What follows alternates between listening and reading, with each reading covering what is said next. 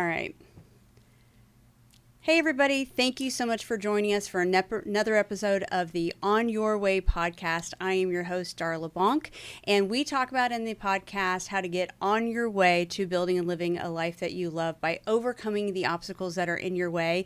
And today I have the privilege of interviewing Shawn Smith, who is over the Florida operations for the Red Sox, but more importantly, he is a very dear friend of mine. And so we're just going to have a conversation today about intentional leadership.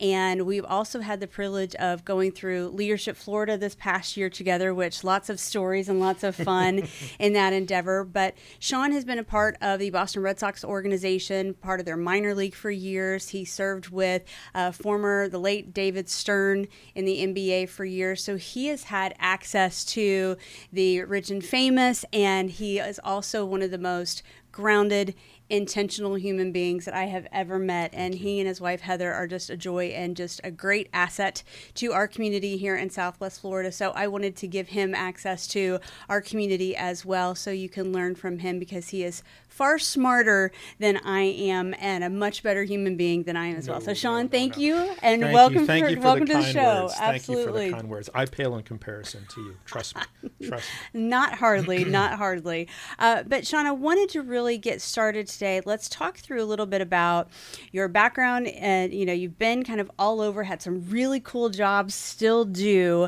Walk through from your, as much as I adore you, he is a Purdue guy, but that's okay. We're not going to hold it against. We're going to win the national championship this year. I'm willing it into existence. There you go. Manifesting 101 right there. But walk through a little bit about your life cycle in the world of sports, and kind of how you went from, their different journeys, the NBA, baseball. At heart, you're really a baseball guy, and kind of how you navigated through some of those roles. Well, thank you. Thank you for the opportunity. And for those of you that know me, and Darla, you've certainly become a dear friend. My dad's a big influence in my life, and my dad passed away a long time ago. Both my parents are gone, but my dad was my first mentor, and he will always be my main mentor, even every single day. Just right now, just thinking and talking about him. But the lessons my dad taught me and prepared me for were more on the corporate side of the world. My dad was an IBMer for 41 and a half years. And when I went to college, I'm a Boilermaker. I went there to go to school. I had some talent for baseball. We won the state championship my senior year of high school. I played 4 years in varsity, blah, blah, blah. So I get invited to try out like everybody else, 400 and some odd guys, and I'm the guy that makes it, which essentially means I get to carry the equipment and be the whipping boy for a long time and a lot of people's anger. But it was an interesting experience where I got a chance to be a part of things at a much greater and bigger level.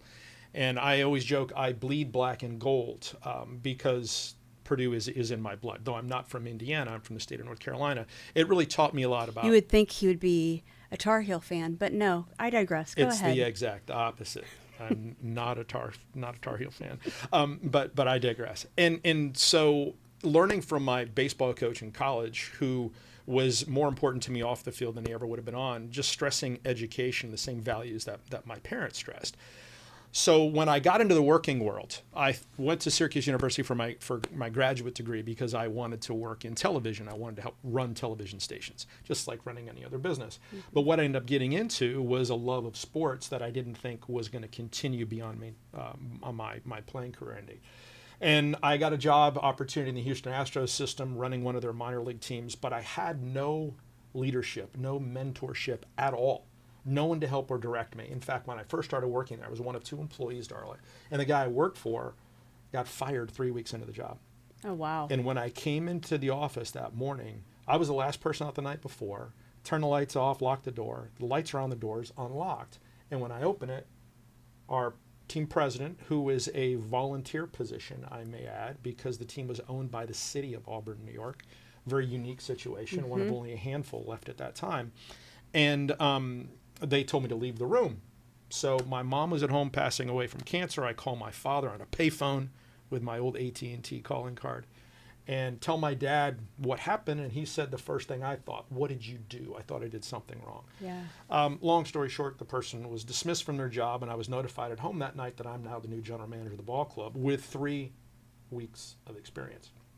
So instead of complaining that I didn't know what to do. I called my father, and my dad said, son, you need to figure it out. You need to find as many resources around you as you can. So what I ended up doing is something very unorthodox. I was 24 years old. I just turned 24, from 23 to 24. Our manager, Manny Acta, who's the third base coach for the Mariners now, he was 24. He was a year older than me. We're the youngest tandem ever in baseball.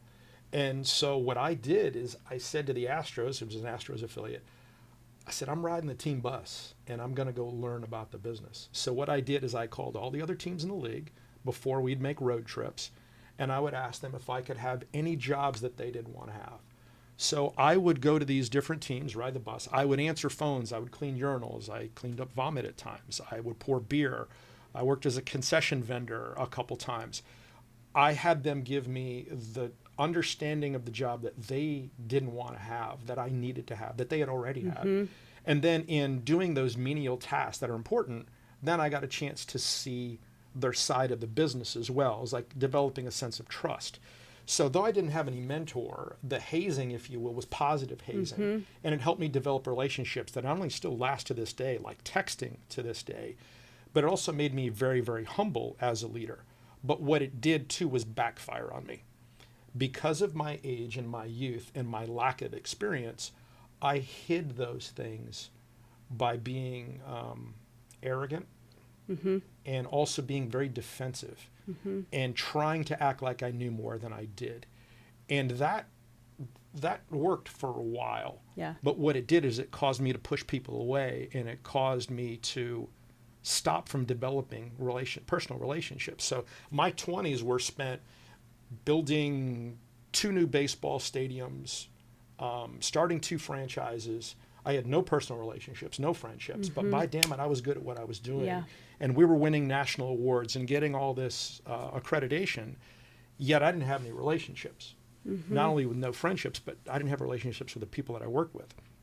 So we end up excelling, and we grow our family, and then I get an opportunity to work for the NBA in New York City.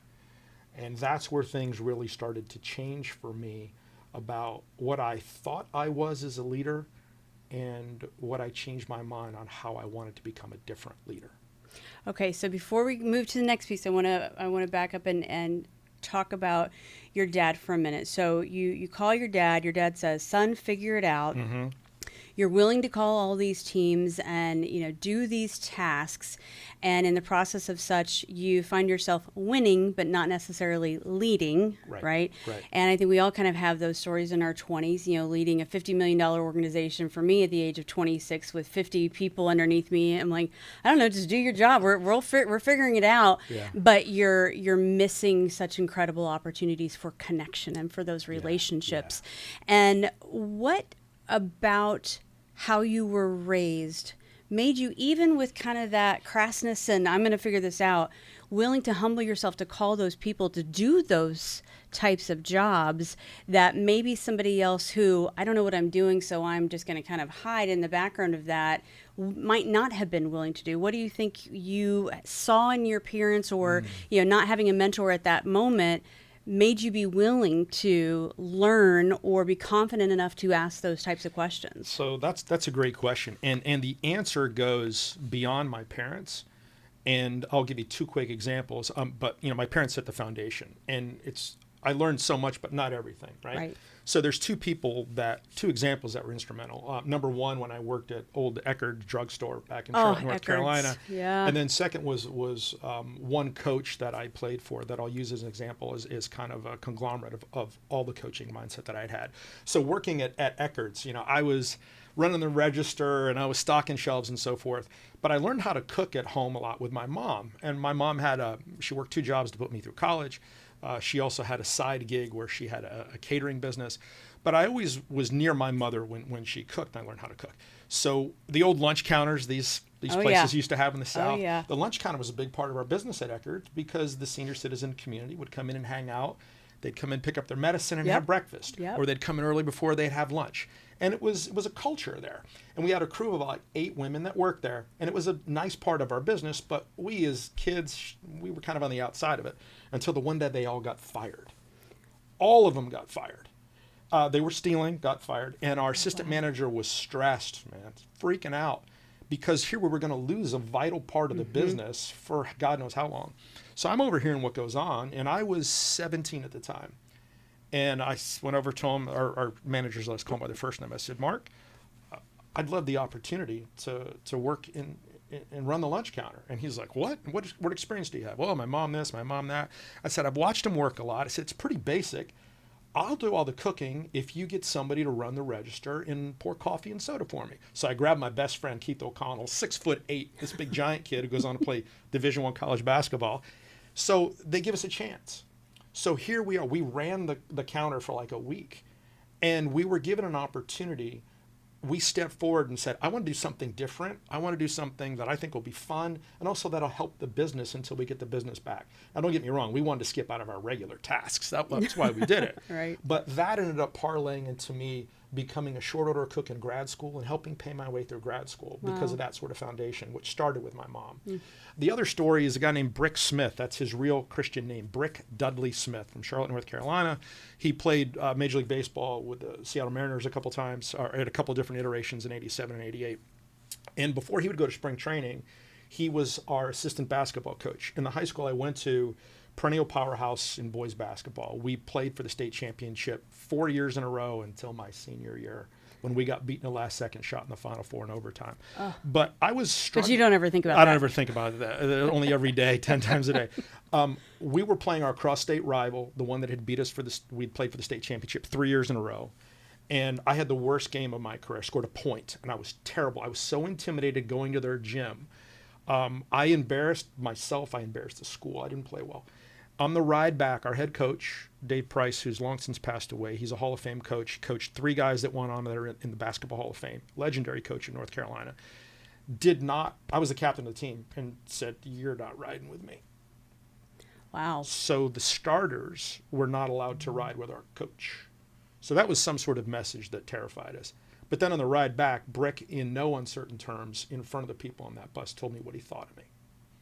I love him. I love him. In fact, he's the first person outside my family, first adult outside my family to tell me that he loved me. And I love him with all my heart and soul. He flat out told me what he thought of my leadership and what he thought of how I was playing. And he woke me up thinking, you're so good and you're so talented, you still have so much more to learn. That was impactful for me for a while, until my confidence got so good and so strong at this point in my life where we stopped. Before that, I was not a leader that he would have been proud of. Wow. It's interesting to hear, some of those conversations that we, unfortunately, and to no choice of our own, get to be a part of from people who are trying to instill or wake us up, and how those messages kind of stay with us. So you're going through this confidence, you're feeling great, you're winning. Now you transition over into the NBA world, and you're working for all kinds of interesting people there. End up working with David Stern, who in and of himself is his own story, Force like him or nature. not, right?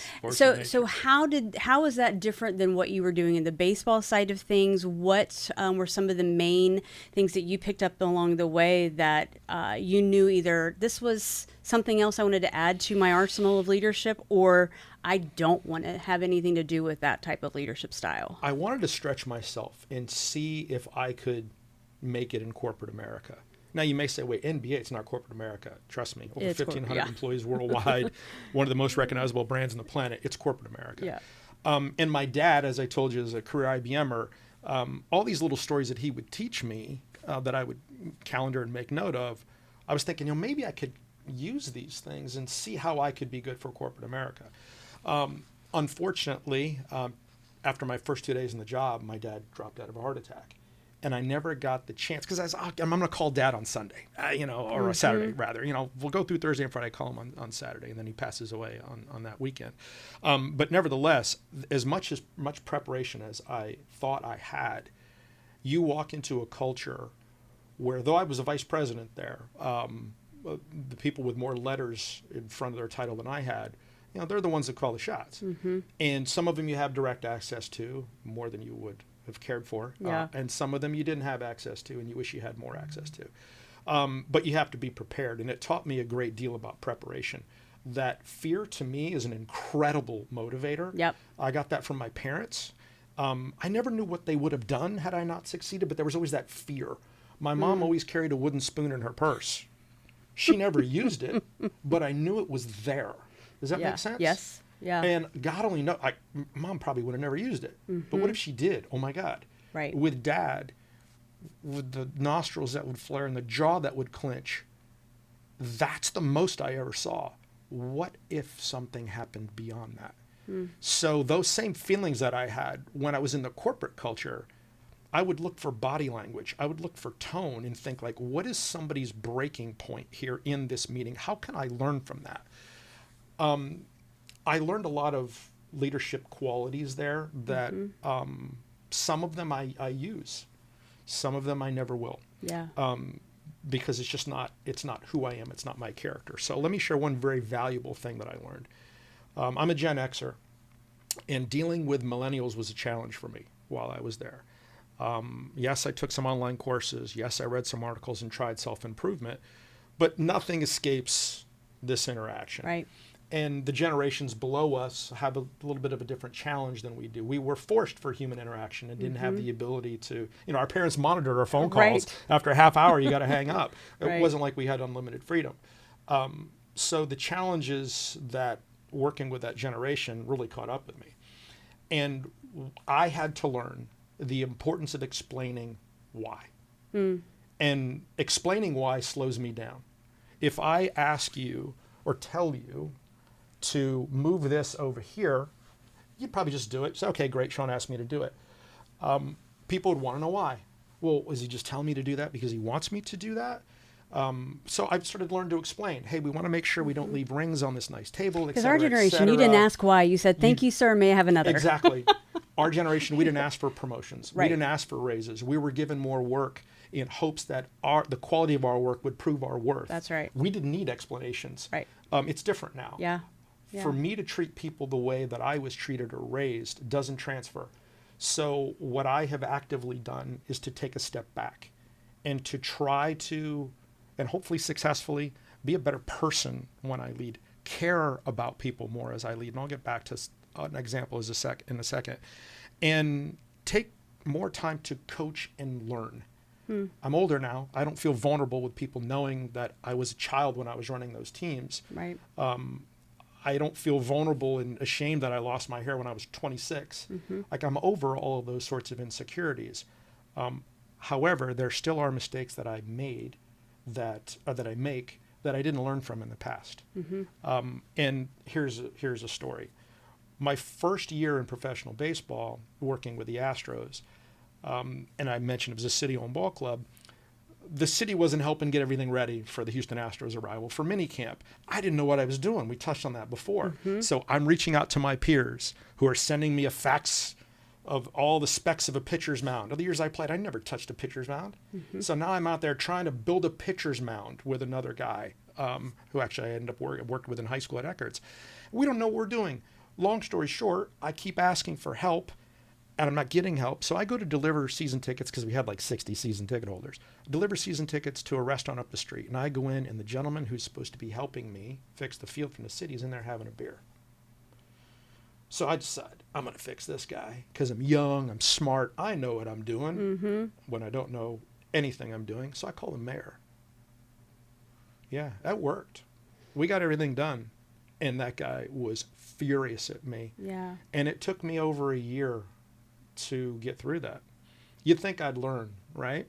I did learn for 30 some odd years. And I made a similar mistake this past year. Where as soon as I made the mistake, I was like, what are you doing, man? Yeah. I thought you learned from this. Yeah. So, you do apologize and you learn. You have to take a step back. But just because you learned something at age 24 that was very valuable in your life, don't take that for granted because you can certainly make the same mistakes again. Yep. So as you're figuring out what type of leader you want to be all throughout these experiences, now here you are coming from, the beloved Boston Red Sox up in Boston to now coming down to Florida. to run the Florida operations, spring training. You know, we've got the Red Sox, we've got the Twins here as well. But now it's not just going to be about baseball. This is going to be a multi-event venue now. Shawn, good luck. Make it happen. And so in addition to figuring out what kind of leader you want to be in traditional baseball world, you know, with arenas around, you know, the country having to figure out how do we create entertainment outside of what's happening on the field or on the court, right? Yeah.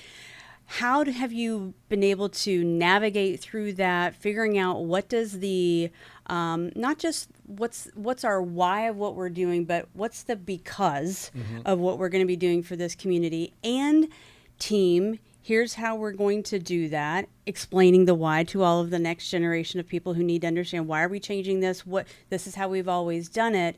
How have you been able to kind of blend the here's the what we're doing with the why and the how as you're transitioning your leadership from Boston, very direct, very able to say what you want to say and go have a beer afterwards, you know, to here in this area where growing up here I can say it, it is a very small town mindset. It is a very close-knit community. Even if you don't know each other, somebody knows. It's like the 7 degrees of Kevin Bacon, right? It's like by the end of the day, everybody knew what you did at breakfast time, right? Yeah. How have you learned how to navigate through that and still stay in your lane and be the leader that you've wanted to be and do the things you knew you wanted to do that would move the needle for the operations?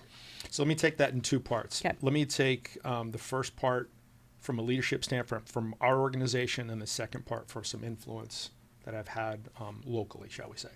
So it all starts with our ownership, right? And then let's take part of that ownership. So Sam Kennedy, who is our chief executive officer, I've known Sam forever, and our goal is very clear.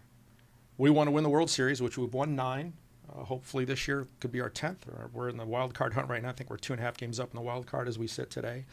That's the main focus of why we're in business. However, the second thing, so I want to say 1 and 1A because they're both equally as important, is to create memories for people. So let's bring that down to 3 B's for baseball, business, and I'll refer to it as benevolence. So here locally, what does that mean for us? So from a baseball standpoint, I think it's self-explanatory. We have to do what we have to do here year-round. We are a year-round product. We have baseball, usually 80 guys here every day, and that balloons up to, you know, we have hundreds and hundreds of players here during spring training. But our focus is to make certain that we can win the World Series from a baseball standpoint. From a business standpoint, we're here to drive as many business opportunities to generate tax dollars for Lee County. That is a gigantic focus of mine. So the more events that we put on, like, you know, you just saw we had Luke Bryan, our first major outdoor show. JetBlue Park is now the largest outdoor venue in Southwest Florida. We can get over 16,000 people in there for concerts, which we're in discussion with Live Nation for more shows right now. Nice. We have 291 event days that the ballpark is being used. A lot of it is for baseball. But we have trade shows and circuses and water shows, and we're in discussion right now with other ethnic festivals to bring in. We did our first annual Jewish Heritage celebration this year. We did an Indian celebration this year. All these sorts of things, that piece of property is here to serve the community. So growing our business in that regard is critical for us. And then the third B is benevolence. We are involved with every organization in this community. We say no to no one. We have pillars within that benevolence. So we really focus on health and wellness. We focus on veterans and veteran services, and certainly we focus on education. Now, strategically, everything can roll up into those 3 buckets, but those are our tent poles rather, but those are our 3 tent poles on how we want to serve our community. And what I'm in charge to do and what I choose to do is to develop relationships with people. And, you know, we saw this in Leadership Florida. You know, the first time we all get together, we're not supposed to talk about locations, it's top secret. But when we first got together, we're total strangers, right? But we've been in these settings all the time. Like whether you go to a banquet or a board meeting, you walk in, you're like, I don't know anybody. They're not going to know me. So I got to make some friends. And you smile and you walk in and you go, hi, I'm Dar LeBlanc. And we all identify each other by what we do. And that was one of the cool things at Leadership Florida. I didn't really know half of what everybody did. Right. But that was by my own design. I didn't care what they did. I just knew that they were special to be here. And I translate that we, as the Boston Red Sox, and me, more importantly, as the son of Hubie and Marlene Smith, that I want to go into rooms to celebrate other people. I don't want to walk into rooms and have them go, oh, the Red Sox are here. Yeah. And that's what I used to think when I was younger. Like, oh, we're the hot shots. No, other people are the hot shots. Yep. We're here to amplify their success. We're here to help tell their story, whether it's a pregame ceremony or on the concourse or on our websites or through video vignettes. We are here to serve, Darla. And it took me half of my frigging career to realize it ain't about us. Yeah. It's about the people we serve. Yeah, and I think that's such an interesting point because as leaders and for you guys in the community, you know this, it is so crucial as leaders to, the better you get as a leader, you should become more interested than you care about being interesting. And I think that's such a great example you just provided of how do you stay curious and how do you want to go and learn about the people that you're going to be interacting with, and not for what can they do for me or what organization are they with, but just who are you as a person and who are you as a thought leader or just as a human being that's in the room that I can maybe learn something from and build a relationship with and a friendship with, and I can say you are the epitome of that. Having gone through some rough moments this past year, you were one of the very first people that called and just said, "Are you okay? I don't care what's going on. Just are you okay? And how can I support you?" And it just exudes from who you are, and everyone says that about you. You show up and you make businesses great and you make rooms great. And I think one of the important things that I always try to tell you guys in our community is, when you're walking into a room, taking a pause and saying, what am I about to do to this room? Right? I don't always remember the pause. That's a great thought. But what am I about to do to this room? I'm coming from, especially when I'm coming from meetings to meetings to meetings, a lot of times I'm still thinking about the previous meeting, or I get to the meeting I'm in and I'm already thinking about the next meeting. Yeah. And so back to the point we were talking about before we recorded, like, how do I stay intentional in that present moment? But okay, what am I about to do to this room? What did they ask me here to do? What are they needing from me to do? And am I fully capable in bringing all of that I have to show up in the way that they are expecting of me? I love that. And it's a really big challenge. And it's one of the things that I've really tried hard this year to really take that pause and think, okay, what am I about to do to this room? What am I about to do to this group of people? How do I want this group of people that's asking me to come and speak to feel seen, felt, and heard? What do I want them to have, we want you to go and talk about X amount of things or talk about leadership, Darla. Okay, great. But what do I really want to leave with this room? What's the tangible, droplets of hope or learning that they can take from them that will transfer, that will transform, or that can translate into that next course of action for them? And so for you with your team, you've done a really great job of curating an incredible team. How do you, on an ongoing basis, help build their resilience and help build their willingness to want to be better leaders and push them and stretch them? And now, in our age, we're becoming those mentors to these folks where I'm like, are you sure? Because there's a lot of other people you could have chosen from. But how do you choose to be intentional with your team as a leader? I'm going to go back to my dad. My dad's nickname for me was Coach. Because he was like, you always act like you got it all figured out. You think you got it all figured out. So it wasn't like a positive nickname. It was like a shut up nickname, right? All right, Coach. Yeah. When I started coaching, I got a chance to coach junior high school girls basketball in the state of New Jersey. Yeah, in the state of New Jersey. Checking. Well, I had a daughter playing. I coached 4 years in the state of New Jersey. That's some intense stuff. Yeah. Catholic school leagues in New Jersey are no joke. They got some of the best high schools in the country. Yeah. Oh my God, those parents are crazy. So anyway, I loved being a coach. What I love about what I learned from coaching is being a better leader by coaching and supporting. So I'll give you a couple examples. And like my staff rolls their eyes. I can tell, like, I talk too much sometimes, and I tell them some stories, and they'll be like, let me get back to my phone, or they'll roll their eyes. And I get it, right? Because I get it. But I try to coach through mistakes that I've made. I always try to point out, like, hey, we could go about this, be cautious of this.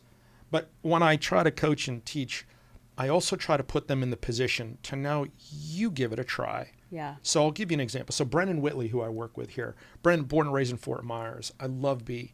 Great family. It's a dream to work with Brennan. He's wonderful. I care deeply about what Brennan thinks of himself, first and foremost. Then I care about what his wife, Danielle, thinks of him. That's good. Then I care about what his parents think of him. Mm-hmm. If they are prideful of the effort he puts forth and how he serves our organization and the community, that to me is paramount, right? So whether it's him or anybody else that we work with, I'm just using him as an example, it's my job to make B better. Not that he's bad. Mm-hmm. Anything I can do to make him better and give him more opportunities. So here's an example. There was something we were talking about last year in a sponsorship category. We're a pretty successful sponsorship business out of Boston. In fact, the tops in Major League Baseball this past year. And I could have very easily taken this and said, I got it. I know these guys. I'll get a 2-second answer and we're good to go.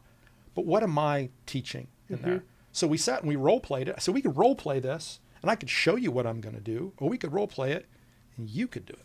Because I had every bit of confidence in that he could do it. Yeah. But my goal was not only to show him that he can do it and that he actually executes it, but also to have that senior leader look at him and go, cool.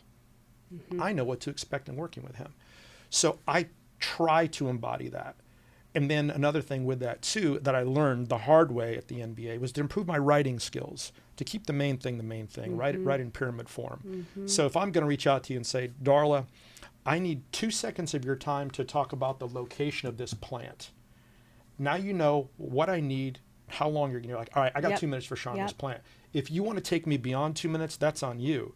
But I'm going to stay within that 2 minutes. So you see, I have respect for your time, especially when you're managing up and managing up or managing across. People need to understand that you value them. And then along with that too, I can proudly say my stepson just graduated from the United States Marine Academy. From the he was from Officer Candidate School, so just graduated from OCS. Now, I'm not responsible for that. He's responsible on his own. He's a wonderful person. But the Marines, as he's been teaching us, they lead by example. Doesn't matter the level. When he's in there doing his last things through what they call the forge, the colonel that runs the base, she's right there with him. And that surprised him. But that's they serve. That gave me reinforcement that I need to continue to be a better servant leader for our staff and in this community. I love that. So as we're kind of winding down, I want to go back and hone in on the transition you made from I know everything to I don't and I want to be a learner. What were some of the things that you allowed yourself or gave yourself permission to do as you said, okay, I'm not going to be this confident coach leader. There's a lot I need to learn and understand, and I'm going to kind of humble myself and approach this differently. There's always those battles, especially with those of us who are type A. We know it all. There's an expectation of us to know it all. And also the willingness to say, I don't know, and be okay with that without thinking we're lacking something as a leader. How did you start to kind of identify those key moments where here's a learning where I can level up or I can keep going and staying where it was safe? How did you navigate through kind of the uncharted territory of learning and leveling up and becoming a better leader? I'm realizing this now as you're asking me that question. There's a gentleman I worked with at the NBA. His name's Chris Granger. Gone on and had an unbelievable career.